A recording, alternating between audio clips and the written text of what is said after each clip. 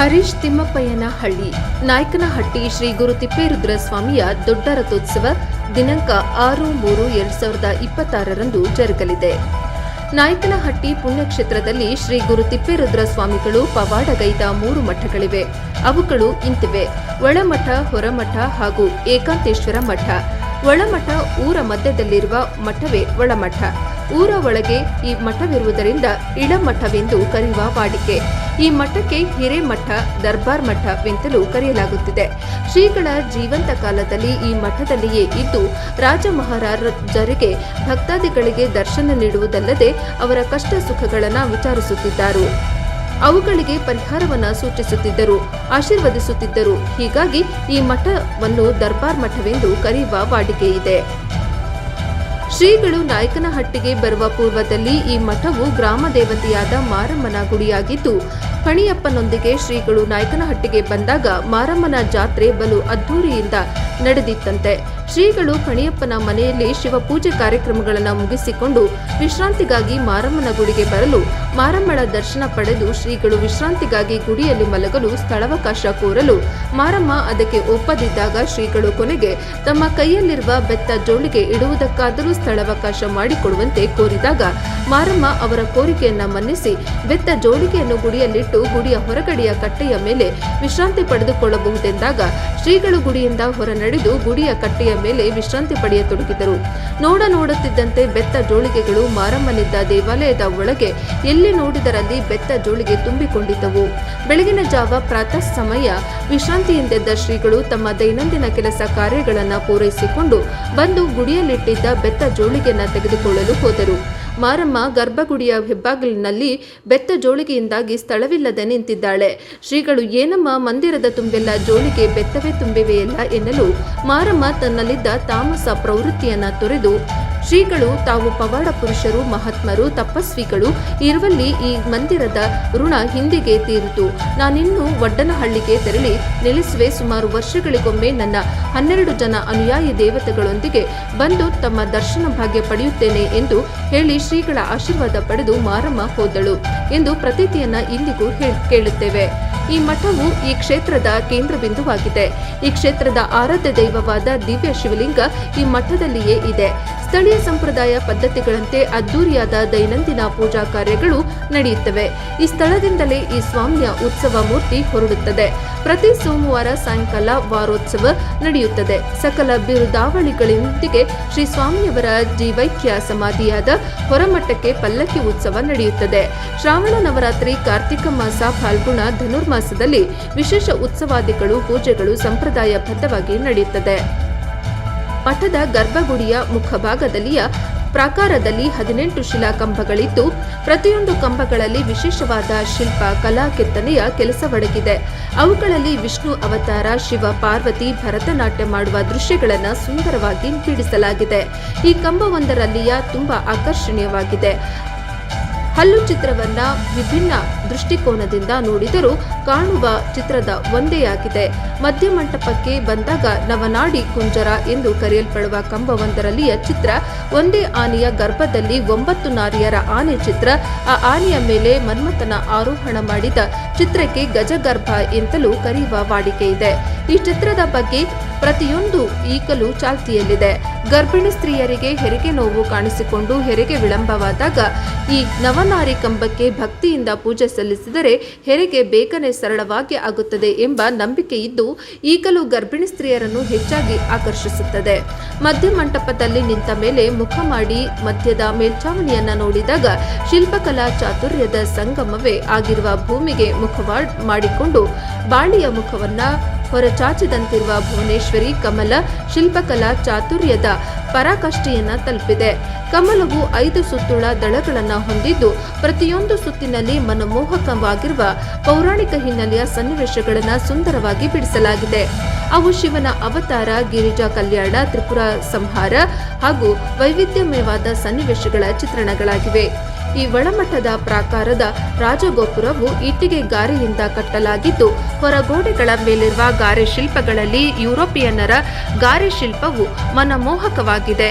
ಈ ಶಿಲ್ಪದ ಸನ್ನಿವೇಶವೊಂದರಲ್ಲಿ ಒಬ್ಬ ಫ್ರೆಂಚ್ ಅಧಿಕಾರಿಯನ್ನು ಮತ್ತು ಅವನ ಕುಟುಂಬದವರನ್ನು ದೇಶೀಯವರು ಸ್ವಾಗತಿಸುತ್ತಿರುವ ಚಿತ್ರವಿದ್ದಂತಿದೆ. ಏಕೆಂದರೆ ಅವರು ಧರಿಸುವ ಉಡುಪು, ಸೊಂಟದಲ್ಲಿರುವ ಕಿರುಕತ್ತಿ ಮುಂತಾದವು ಫ್ರೆಂಚರು 18ನೇ ಶತಮಾನದಲ್ಲಿ ಧರಿಸುತ್ತಿದ್ದ ಉಡುಪುಗಳನ್ನು ಹೋಲುತ್ತವೆ. ಅವರ ಪರಿವಾರದವರು ಮನೆಯಲ್ಲಿ ಕುಳಿತಿದ್ದು, ಮನೆಯನ್ನು ಸ್ಥಳೀಯರು ಹೊತ್ತಿರುವ ದೃಶ್ಯ, ಮಗು ಹಾಗೂ ಮನೆಯಿಂದ ಹೊರಗೆ ನೋಡುತ್ತಿರುವ ದೃಶ್ಯ, ಅದು ಧರಿಸಿರುವ ಯುರೋಪಿಯನ್ ಹ್ಯಾಟ್, ಅದರೊಂದಿಗೆ ನಮ್ಮ ಅಂದಿನ ದೇಶೀಯರ ಉಡುಪಿನ ವಿವರ ಮುಂತಾದವುಗಳನ್ನು ತಿಳಿಯಲು ಸಹಕಾರಿಯಾಗುವಂತಿದೆ. ಈ ಚಿತ್ರಗಳಲ್ಲದೆ ನಮ್ಮ ಪೌರಾಣಿಕ ಸನ್ನಿವೇಶಗಳನ್ನು ತಿಳಿಸುವಂತೆ ಮಹಿಷಾಮರ್ದಿನಿ, ವಿಷ್ಣು ಅವತಾರ, ಉಗ್ರ ನರಸಿಂಹ, ಸೀತಾರಾಮಾಂಜನೇಯ, ಗಣೇಶ, ಆಂಜನೇಯ ಹಾಗೂ ಯುದ್ಧದ ಸನ್ನಿವೇಶಗಳು ಅಷ್ಟೇ ಮೋಹಕವಾಗಿದೆ.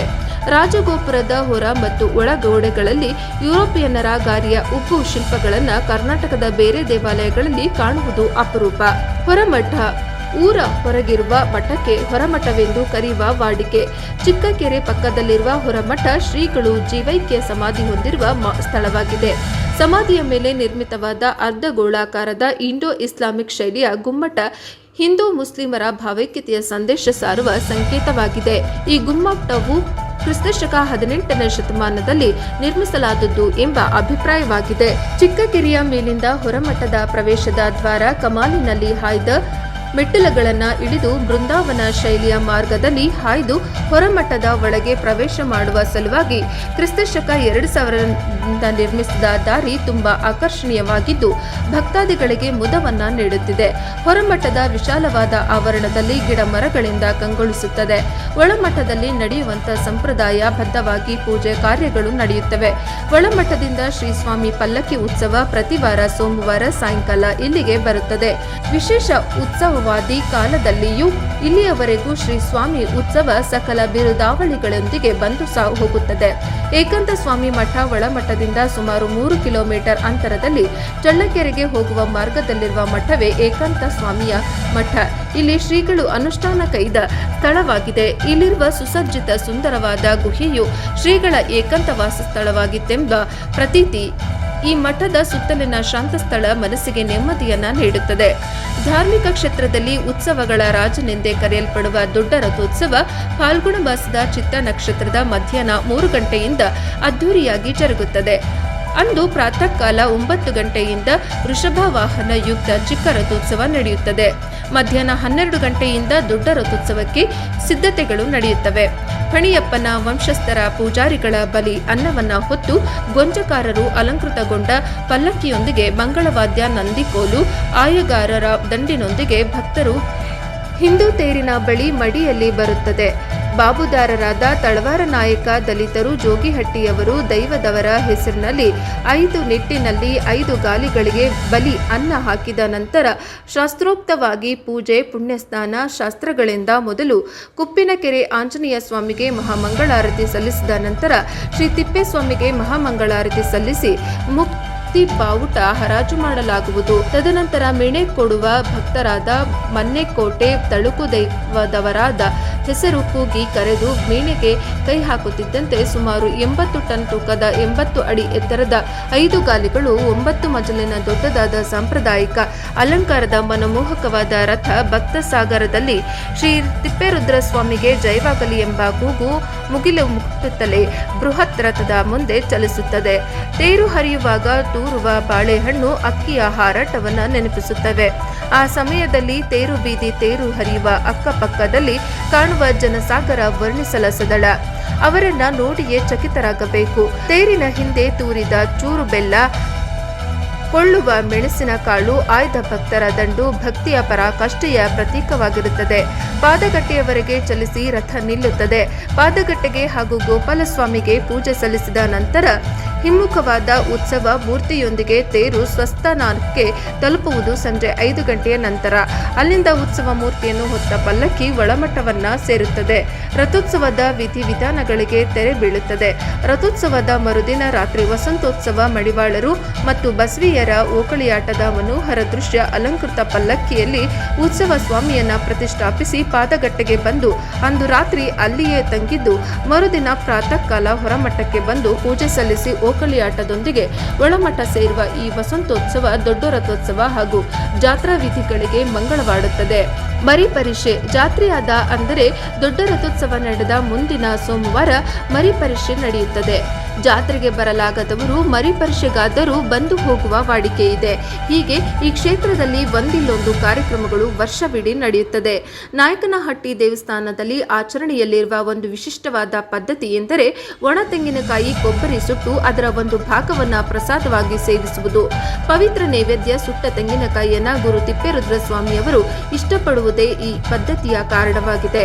ಶತಶತಮಾನಗಳಿಂದ ಹಳೆಯ ಪದ್ಧತಿಯ ಇಂದಿನ ಉದ್ದೇಶ ಮತ್ತು ಕಾರಣಗಳು ಮರೆತು ಹೋಗಿವೆ ಮತ್ತು ಇಂದು ಭಕ್ತರು ದೇವಾಲಯದ ಹೊರಗೆ ಬೆಂಕಿಯ ಮೇಲೆ ಪ್ರಸಾದವಾಗಿ ಸುಡುತ್ತಾರೆ. ಶ್ರೀ ಗುರು ತಿಪ್ಪೇರುದ್ರ ಸ್ವಾಮಿಯವರ ಪವಾಡಗಳು. ಪವಾಡ ಎಂಬ ಶಬ್ದದ ವಿಚಾರವನ್ನ ಅವಲೋಕಿಸಿದಾಗ ಮಹಿಮೆ, ಲೀಲೆ ಎಂಬ ಪದಗಳನ್ನು ಬಳಕೆ ಮಾಡುವುದನ್ನು ಕಾಣುತ್ತೇವೆ. ಈ ಪವಾಡಗಳು ಇಂದ್ರಿಯಾನುಭವಗಳಿಗೆ ಮಾತ್ರ ಗೋಚರವಾಗುವಂತವು, ಆದರೆ ಆಧುನಿಕ ವಿಜ್ಞಾನದ ವಿವೇಚನೆಗೆ ನಿಲುಕಲಾರವು.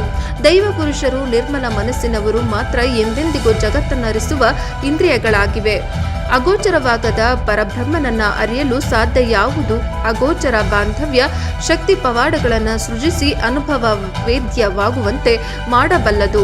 ನಮ್ಮ ಮಠದ ಇತಿಹಾಸವನ್ನ ಸಿಂಹಾವಲೋಕನ ಮಾಡಿದಾಗ ಸಮಾಜದಲ್ಲಿ ಎರಡು ತೆರನಾದ ಜನತೆಯನ್ನ ಕಾಣಬಹುದು. ಒಂದು ಸಾಮಾನ್ಯ ಜನ, ಇನ್ನೊಂದು ಸುಶಿಕ್ಷಿತ ಜನ. ಧಾರ್ಮಿಕ ತತ್ವಗಳನ್ನು ತರ್ಕಬದ್ಧ ರೀತಿಯಲ್ಲಿ ಮನನ ಮಾಡಿಕೊಂಡು ವಾದಿಸಿ ವಿಶ್ಲೇಷಿಸಿ ಗ್ರಹಿಸಬಲ್ಲವರು. ನಂಬಿಕೆ ಒಂದು ಪರಿಕಲ್ಪನೆ, ಇದು ಒಂದು ರೀತಿಯ ಮಾನಸಿಕ ಸ್ಥಿತಿ. ಅಂದರೆ ವ್ಯಕ್ತಿ ಅವುಗಳನ್ನು ನಂಬಿ ನಡೆಯುತ್ತಾನೆ. ಶ್ರೀ ತಿಪ್ಪೇರುದ್ರ ಸ್ವಾಮಿಯವರ ಅಷ್ಟಾವರಣಗಳನ್ನು ಅಂಗವಾಗಿರಿಸಿ, ಪಂಚಾಚಾರಗಳನ್ನು ಪ್ರಾಣವಾಗಿರಿಸಿ, ಷಷ್ಠ ಸ್ಥಳವೇ ಆತ್ಮವಾಗಿರಿಸಿದ ಮಹಿಮಾ ಮಹಾಪುರುಷರು ಈ ಮೂರು ತತ್ವಗಳು ಅಂದರೆ ಅಷ್ಟಾವರಣದಲ್ಲಿಯ ಧಾರ್ಮಿಕ ತತ್ವ, ಪಂಚಾಚಾರಗಳಲ್ಲಿಯ ನೈತಿಕ ತತ್ವ, ಆಧ್ಯಾತ್ಮಿಕ ತತ್ವಗಳನ್ನು ತಮ್ಮೊಳಗೆ ಅಳವಡಿಸಿಕೊಂಡರು. ಸತ್ಯಮ್ಮೆ ಹಾಲು ಕರೆದ ಪವಾಡ, ಶಿವರೂಪಿ ಜಂಗಮರ ಪಾದೋದಕ ಅಕಾಲ, ಮೃತ್ಯು ಭಯವನ್ನು, ಸಕಲ ರೋಗಗಳನ್ನು, ಸಮಸ್ತ ಪಾಪಗಳನ್ನು ಕಳೆಯುತ್ತದೆ ಎಂಬ ತತ್ವದ ನಿರೂಪಣೆ ಈ ಪವಾಡದಲ್ಲಿ ಅಡಗಿದೆ. ಶ್ರೀಗಳು ಒಂದು ದಿನ ಶಿವಾರ್ಚನೆಯನ್ನು ಮುಗಿಸಿ ಬಾ ತಾಯಿ ಪೋರಮ್ಮ ಎಂದು ಪೋರಮ್ಮಳನ್ನು ಕರೆದು, ಇಂದಿಕೋ ಹಸಿವಿಲ್ಲ, ಸ್ವಲ್ಪ ಹಾಲು ಕೊಟ್ಟು ಬಿಡಮ್ಮ ಎಂದು ಹೇಳಿದಾಗ ಮುಗ್ಧೆಯಾದ ಪೋರಮ್ಮಳ ಮನಸ್ಸಿನಲ್ಲಿ ಸಂಕುಚಿತತೆ ಸುತ್ತಲಾರಂಭಿಸುತ್ತದೆ. ಎಂದೂ ಕೇಳದ ಈ ಸ್ವಾಮಿ ಇಂದು ಹಾಲು ಕೇಳುತ್ತಿದ್ದಾರೆ. ಇವತ್ತೊಂದು ದಿನ ಕೊಟ್ಟು ಬಿಟ್ಟರೆ ದಿನವೂ ಕೇಳುತ್ತಾರೆ. ಎಮ್ಮೆ ಏನೋ ಅರಪಾವು ಹಾಲು ಕರೆಯುತ್ತದೆ. ಈ ಹಾಲನ್ನು ಈ ಸ್ವಾಮಿಯವರಿಗೆ ಕೊಟ್ಟು ಬಿಟ್ಟರೆ ನನ್ನ ಮಕ್ಕಳಿಗೆ ಹಾಲು ಇಲ್ಲದಂತಾಗುವುದಲ್ಲವೇ? ಹೀಗೆ ಮುಂದುವರೆದರೆ ಪೋರಮ್ಮಳ ಆಲೋಚನೆಗೆ ಕೊನೆಯೇ ಇಲ್ಲದಂತೆ. ಮುಂದೆ ಮುಂದೆ ಪೋರಮ್ಮಳ ಆದರೆ ಈ ಆಲೋಚನೆ ಸ್ಥಿರವಾಗಿ ನಿಲ್ಲುವುದಂತಾಗಬೇಕಾದರೆ ಸುಳ್ಳು ಹೇಳಲೇಬೇಕು. ಸುಳ್ಳು ಹೇಳಲೇ ಈ ರೀತಿಯ ಮಾನಸಿಕ ದ್ವಂದ್ವದಲ್ಲಿದ್ದ ಪೋರಮ್ಮಳಿಗೆ ಸುಳ್ಳು ಹೇಳಿ ಉಳಿದುಕೊಂಡರಾಯಿತೆಂಬ ತೀರ್ಮಾನ ದೃಢವಾಗಿ ನಿಂತು ಅದರಂತೆ ಕಾರ್ಯಪ್ರವೃತ್ತಳಾದಳು. ಶ್ರೀಗಳ ಹತ್ತಿರ ಬಂದ ಪೋರಮ್ಮ, ಸ್ವಾಮಿ, ಆ ಎಮ್ಮೆ ನೆಗೆದು ಬೀಳಲೆ, ಅದಕ್ಕೇನು ದೊಡ್ಡ ರೋಗ ಆಗಿತ್ತೋ ಏನೋ, ಇವತ್ತು ಹಾಲೇ ಕದ್ದಿಲ್ಲ ಎಂದು ಬಾಯಿ ಬಿಟ್ಟಳು. ಹಾಗೆಯಾಗಲಿ ಬಿಡಮ್ಮ ಎಂದು ಶ್ರೀಗಳು ತಮ್ಮ ದೃಷ್ಟಿಯನ್ನ ಶಿವನತ್ತ ಬೀರಿದರು. ಅಷ್ಟರೊಳಗೆ ದೊಪ್ಪೆಂದು ಶಬ್ದ ದನ ಇದ್ದ ಕಡೆಯಿಂದ ಬಂದಾಗ ಶ್ರೀಗಳ ಪೋರಮ್ಮನತ್ತ ಮುಖ ಮಾಡಿ, ನೋಡುವ ತಾಯಿ, ಆ ನಿನ್ನ ಎಮ್ಮೆ ನೆಗೆದು ಬಿದ್ದು ಸಾಯಿತೋ ಏನೋ ಎಂದಾಗ ಪೋರಮ್ಮ ದನದ ಕಡೆ ಓಡಿ ಬಂದು ನೋಡಲು ಶ್ರೀಗಳು ಹೇಳಿದಂತೆ ಎಮ್ಮೆ ಸತ್ತು ಬಿದ್ದಿತು. ಸ್ವಾಮಿ ಬಾಯಿಯಲ್ಲಾಡಿದ್ದು ಬೆನ್ನಿಗೆ ಮೂಲ ಎಂಬಂತೆ ನಮ್ಮ ಎಮ್ಮೆ ನಿಜವಾಗಿಯೂ ಸತ್ತು ಹೋಯಿತು. ನಿಮಗೆ ಹಾಲು ಕೊಡಲಾರದೆ ಸುಳ್ಳು ಹೇಳಿದೆ, ಕ್ಷಮಿಸು ನನ್ನಪ್ಪ, ಇನ್ನೆಂದೂ ಸುಳ್ಳು ಹೇಳಲಾರೆ, ನನ್ನ ಎಮ್ಮೆಯ ಬದುಕಿಸಪ್ಪ ಎಂದು ಅಳುತ್ತ ಶ್ರೀಗಳ ಪಾದಕ್ಕೆರಗಿದ ತಾಯಿ, ಕ್ಷಮೆ ಇದೆ, ಆದರೆ ಸುಳ್ಳಿಗೆ ಕ್ಷಮೆಯೇ ಇಲ್ಲ, ಇನ್ನೆಂದೂ ಸುಳ್ಳು ಹೇಳಬೇಡ ತಂಬಿಗೆ ತಾರಮ್ಮ ಎನ್ನುತ್ತಾ ಸತ್ತು ಬಿದ್ದಿದ್ದ ಎಮ್ಮೆಯನ್ನ ಸಮೀಪಿಸಿ ಶ್ರೀಗಳು ತಮ್ಮ ಕೈಯಲ್ಲಿದ್ದ ಕಮಂಡಲದಲ್ಲಿಯೇ ಪಾದೋದಕದಲ್ಲಿ ಕೈ ಬೆರಳದ್ದಿ ಸುತ್ತಲೊಮ್ಮೆ ದೃಷ್ಟಿ ಹಾಕಿಸಿದಾಗ ಭಕ್ತ ಸಮೂಹವೇ ಬಂದು ನೆರೆದಿತ್ತು. ಶ್ರೀ ಗುರು ತಿಪ್ಪೇರುದ್ರ ಸ್ವಾಮಿ ಸತ್ತ ಎಮ್ಮೆಯನ್ನ ಬದುಕಿಸಿದರು. ಲೇಖಕರು ಹಾಗೂ ಕನ್ನಡ ರಾಜ್ಯೋತ್ಸವ ಪ್ರಶಸ್ತಿ ಪುರಸ್ಕೃತರು ಮತ್ತು ಸಾಹಿತಿಗಾರರು ಪತ್ರಕರ್ತ ಹರೀಶ್ ತಿಮ್ಮಪ್ಪಯ್ಯನಹಳ್ಳಿ.